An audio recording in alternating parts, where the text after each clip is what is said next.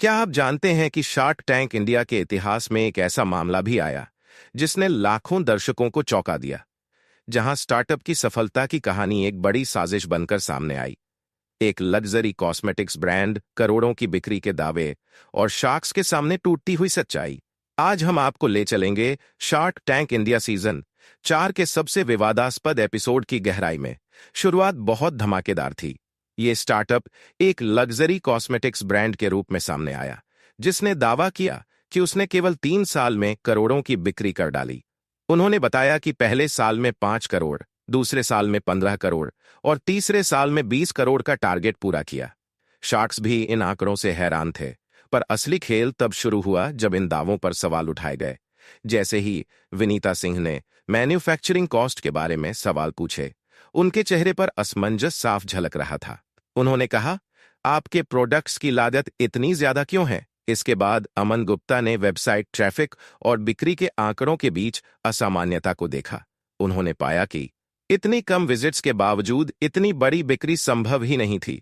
इस ब्रांड ने बताया कि उन्होंने 90% बजट कंटेंट और इन्फ्लुएंसर मार्केटिंग पर खर्च किया, लेकिन उनकी सबसे पॉपुलर वीडियो पर केवल 700 लाइक्स और 30 लाख व्यूज थे।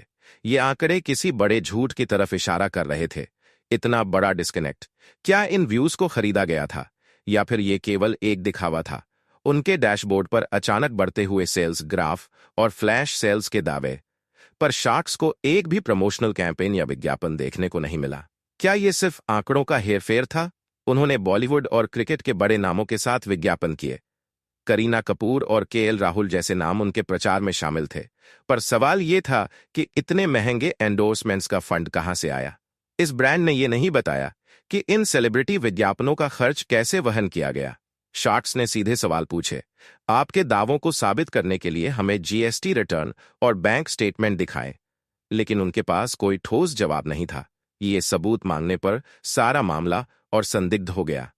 क्या ये स्टार्टअप एक बड़े घोटाले का हिस्सा था? इस घटना ने न केवल इस ब्रांड की साख को मिट्टी में मिला दिया, बल्कि भारत के स्टार्टअप इकोसिस्टम पर भी सवाल खड़े कर दिए।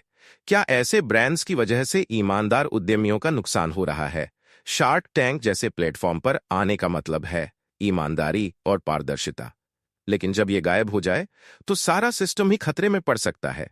इस कहानी ने एक बार फिर साबित कर दिया कि आंकड़ों से बड़ा कोई झूठ नहीं होता। पर जब आंकड़े झूठे हों तो ये सिर्फ ब्रांड को नहीं, बल्कि पूरे सिस्टम को नुकसान पहुंचाते हैं। क्या आपको लगता है कि इस ब्रांड को कड़ी सजा मिलनी चाहिए? और क्या हमारे देश में स्टार्टअप्स के लिए ज्यादा पारदर्शिता की जरूरत है?